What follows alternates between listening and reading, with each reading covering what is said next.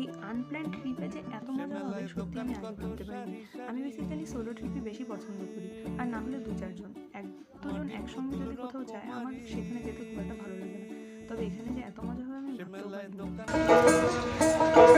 সবে মাত্র একটি কোটি।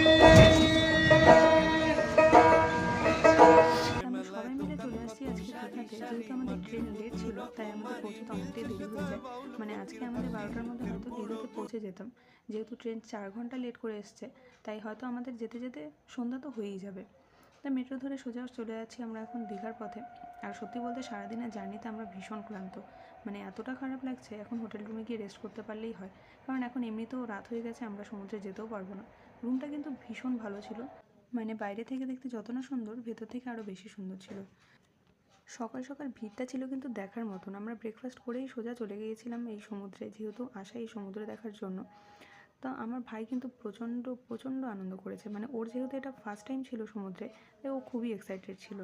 সারাটা দিন হুল্লোড় করে এত সুন্দর কেটে যাবে 2টো দিন ভাবতেই পারিনি। পরের দিন আমরা এখানে এই জগন্নাথ মন্দির থেকে শুরু করে সব কিছুই দেখেছিলাম, সেগুলো ক্লিপ এখানে নেই।